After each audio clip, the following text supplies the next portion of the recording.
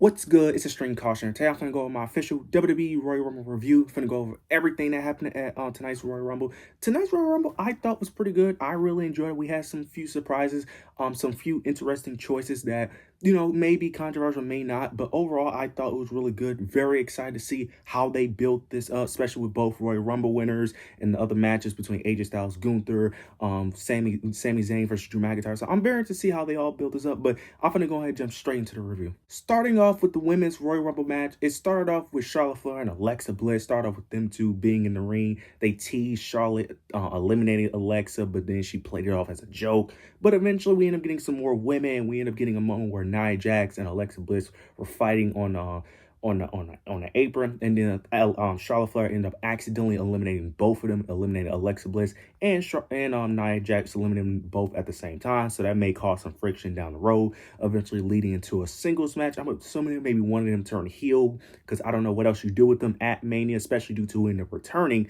later in the show. So I'm assuming they're going to eventually turn heel, whether it's Alexa Bliss turning on Charlotte or Charlotte turning on Alexa. But I like what they did here. I like they played the angle of Charlotte Flair eliminating Alexa Bliss. We did end up getting some NXT talent. We ended up getting Sol Ruka, Jacy Jayne, Kalani Jordan, and Lola Vice all making an appearance. Sol Ruka ended up being one of the last three people remaining, which I don't know how to feel about that. I don't hate it. Maybe it was a bit overkill, to be honest with you, because Sol Ruka is very weird. She gets put in very prominent spots for someone who is not NXT champion or never won. It's very weird how they book Sol Ruka, because in NXT, it's like she's one of the top girls, but she's not the top girl. But in WWE, they book her like she's going to be the future of the women's. It's very weird. It's very confusing. But I didn't mind it as much, to be honest. But they gave Sol Ruka a very big showing. We did end up getting Natalya and Maxine Dupree. They ended up having a bit of a thing with Becky Lynch. Natalya ended up eliminating Becky Lynch, which I'm a bit confused on, and I kind of am iffy on, because we all assumed that AJ Lee and Becky Lynch was going to be the Mania match, but by this, that seems out the window, if I'm going to be honest. And if it's going to be because I'm assuming this is probably going to lead to a triple threat between Natalya and Maxine Dupree. Now, Natalya did mention that she was going after Becky Lynch eventually. This just felt very forced because they barely even had any interaction with each other. So that's why I was a bit confused by this. I don't hate the idea of this being a Mania match, because I think it could be a good match and a good feud. It's just that we all assume AJ Lee, and plus this just felt kind of out of nowhere, especially because Natalya just turned heel, so there's barely any build up towards this. But this could be interesting if booked right. Now, I will say this: if AJ Lee is not going to be at Mania, why did we have her tap out Becky Lynch twice? That's my only thing. If she was never going to be around for Mania, what was the point of her tapping her out twice? She could tap her out the first time in the mixed tag match. But at Survivor Series, though, that's just ridiculous. At that point, what was the point? Because what was the point? Because I wouldn't say it ruined Becky Lynch's momentum, but it did make Becky Lynch look kind of weak to a degree. And it's like, what was the point of giving AJ Lee two victories over Becky Lynch? There was no reason to do that. That was very unnecessary, because if she's not going to be here to reap the benefits of beating Becky Lynch, what was the point of giving her two victories? The first one, I understand, the mixed tag match, because that has CM Punk, that involves Seth Rollins, fine. The second time, that was just ridiculous. So we'll see how this plays out, but I'm a bit disappointed with no AJ Lee if we're not going to build towards that match, because like I said, there was no reason for her to tap her out twice if we was going to not get that, to be honest. And then Lash Legend was amazing in this match. They made her look very dominant. She eliminated Io Sky, both the Bella twins, because Brie Bella did make a return. She got a crazy pop. I'm assuming that's probably going to be the Mania match between Rhea Ripley, Io Sky versus the Bella twins. She eliminated Charlotte Flair. She eliminated damn near everybody. She ended up getting eliminated by Rhea Ripley. So that's a good sign, because I was very iffy on how they was going to book Lash Legend. But the fact that they're letting her do all of this, to let her debut at Survivor Series War Games, and then have her have the most eliminations in the Women's Rumble, eliminating Io Sky, Charlotte Flair, the Bella twin, they definitely see something in Lash Legend, and I'm happy that they do, because I was afraid they weren't going to book her well. So I like what they're doing with her. Then eventually we end up getting towards the final five. Liv Morgan ended up actually eliminating Raquel Rodriguez, which I actually like, because I like what they did. I like that they had Liv Morgan turn on Raquel. So I like that they're keeping Liv Morgan a heel, because I was afraid that they was going to do this. They was going to have her turn babyface. No. Liv Morgan needs to stay heel. She's perfect as heel. She's doing the best work of her career. Let her turn heel. Don't turn her babyface until it gets stale. Until her heel run gets stale, do not change anything about her. We end up getting the final three. It ended up being Liv Morgan, Sol Ruka, and Tiffany Stratton. This was really good. Towards the end of the match, though, we end up getting between Tiffany and Liv Morgan, where Liv Morgan did pick up the victory. I like it. I enjoyed it. I'm happy for Liv Morgan. Liv Morgan was a great, I think she was the best choice, especially since Bianca wasn't there. Very interested how this plays out. Now, what you do with the world title, I think they need Raquel to win tomorrow on Monday. I'm sorry. Look, I like Stephanie. I do, but if you want to make this a lot more interesting, Raquel needs to win. Because Raquel is going to be in the world title match either way. You're not going to have her turn on Raquel without her being in the world title match. And also, I am praying to God they do not do what they did with Finn Balor and Dominic Mysterio. Because when Dominic Mysterio beat Finn Balor for the Intercontinental Championship at Mania to become IC champion, he pinned Finn Balor. And then next week on Raw, they ended up just forgiving each other. Like, no, absolutely not. Because Dominic pinned Finn Balor on purpose. He went after Finn on purpose in that match.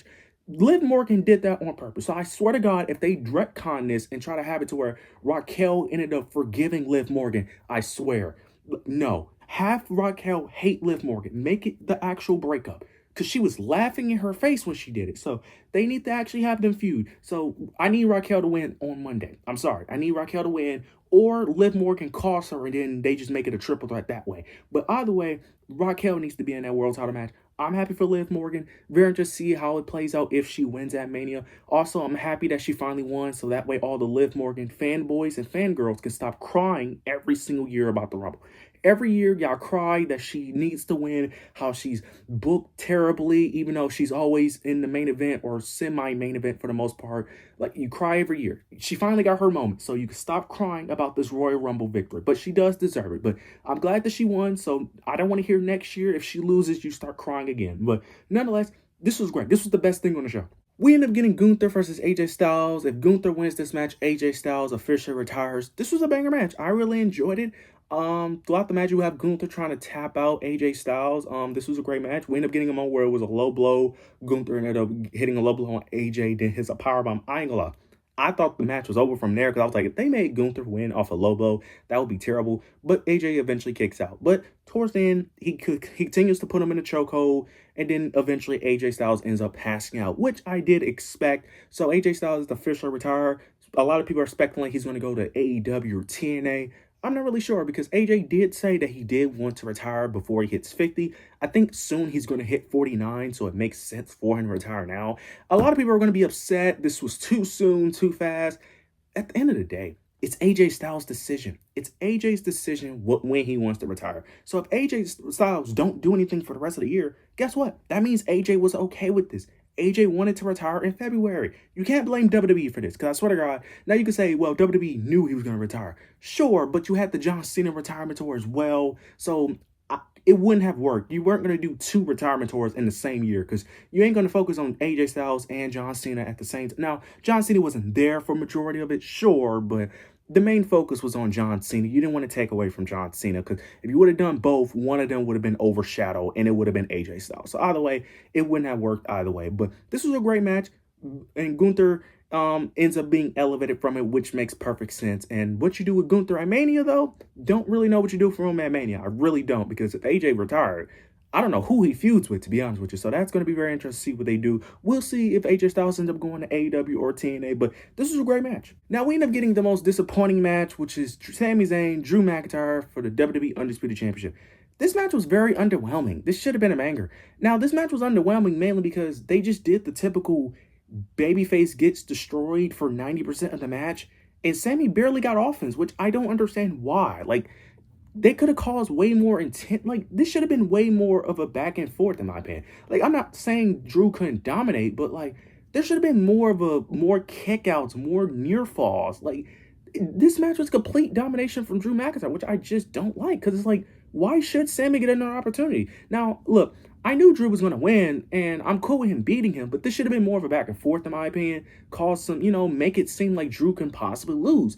But they just made Drew just completely demolish him, which you could say, well, they're building him up. Sure, but it's Drew McIntyre. Does he really need to be built up, in my opinion? Like, he's your world champion. I don't think your world champion needs to be built up anymore, especially because he's already been a world champion before. I don't think he needs that much more build up. Him winning regardless would have worked anyway, but It is what it is. I was disappointed in this match. I knew Sammy wasn't going to win, but you could at least made him give more of a fighting effort. We'll see if they eventually put him in the championship picture again. So he could still be in the championship picture. He could easily be in the elimination chamber. So we'll see how this eventually unfolds. But I was very disappointed in this match. But Drew McIntyre does retain, which I'm not mad at. Drew McIntyre is a great champion. He's going to be a great champion. So we'll see how eventually this unfolds. But I was very disappointed in this match. Now we do get the men's Royal Rumble. The first two entrants was Braun Breaker and Oba Femi. And we start off very disappointing because Braun Breaker ends up getting eliminated due to a mystery man, which is most likely Seth Rollins. And Oba Femi eliminates him. Okay. This spot was retarded. I didn't like it because if this is not Seth Rollins, what was the point of this? This better not be Austin Theory cross-playing as, like, no. This needs to be Seth Rollins. That's number one. Number two, if you wanted him to get eliminated, you could have just had Braun Breaker be in the match, eliminate some people, be in the match for a bit, and then the mystery. You could have just done the Drew McIntyre spot because Drew McIntyre ended up eliminating Cody Rhodes with a Claymore. You could have just done that. You could have had Braun Breaker stayed in the match, made some moments, make it to where he could win, and then you do it. Like, why did you eliminate him that fucking early? That made no, like, I don't. And then they did the whole mask thing again. Like, bro, I am so sick and tired of WWE and these mask figures. Please end it. I'm tired of it. Bro, how many times are we gonna have a person in a black hoodie in a mask? Like, really, the last time I did this with Austin Theory. Fine. This better be Seth Rollins. And even if it is Seth Rollins, I probably won't care. But it looks like Seth Rollins and Braun Breaker is going to be the Mania match, which I'm not mad with because clearly they don't want to pull the trigger on him for whatever reason, even though you keep telling me he's the face of the company one day. But sure, Oba Femi felt more like the face of the company in this match, if I'm being honest. But sure. So it looks like that's going to be the Mania match, which I'm not mad at. Oba Femi looked dominant. He ended up having the most eliminations, and he lasted pretty long in this match as well. We ended up getting Brock Lesnar. We ended up getting a back and forth between them two. I don't like that Brock Lesnar eliminated Oba. I felt like that was dumb. Should have just done the other way around. That would have made more sense. Oba should have eliminated Brock, especially because you end up having Cody and LA Knight eliminate Brock, which makes no sense because I don't see Brock Lesnar feuding with Cody or LA Knight. Because it looks like they're doing a Brock Lesnar Oba Femi feud eventually. So if you wanted them to feud at Mania, wouldn't it just be better if Oba eliminated Brock? That just would have been better. That would have elevated Oba even more, make him more of a dominant presence. But now Oba was distracted when Brock did it, so it kind of, protects him. But it just would have been better if Oba eliminated Brock, in my opinion. We do end up getting the debut of Royce Keys, a.k.a. Powerhouse Hobb. He ended up having a really good showing. I really enjoy what I saw from him. Don't know which brand he's going to be on, but very interested to see what they do with him moving forward. Probably will most likely be on SmackDown, if I'm being honest, because they need the body, so very interested to see what they do with him.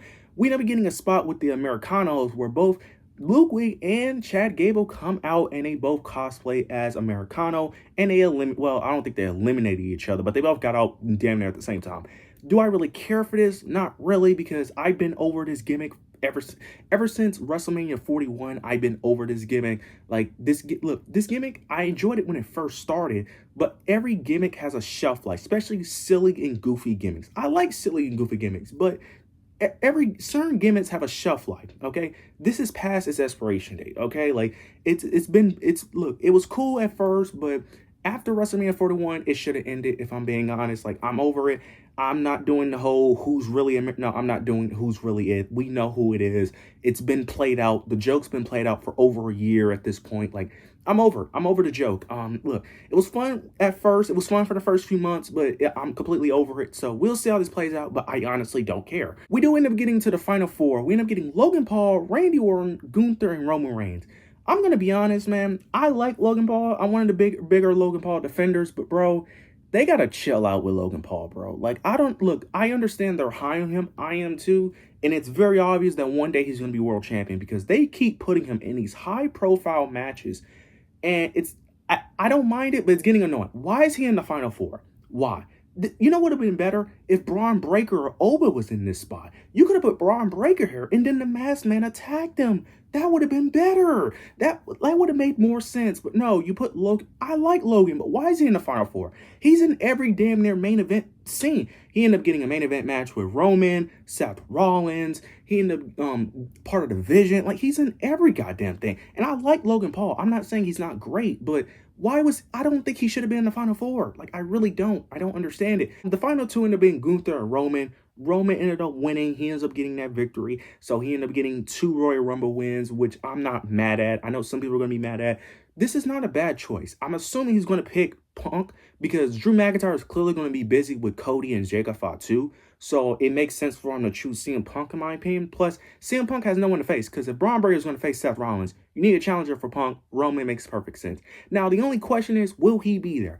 I think he will be there for the Mania build. I think people need to calm down. Typically, Roman Reigns does show up around this time to build towards Mania. It's really if he wins the championship and what happens after Mania. That's what you need to be concerned about. But I don't hate this at all. It makes perfect sense in my opinion. Plus, Punk, Roman, you knew Roman and Cody were going to have Mania matches. They're probably going to be in the main event.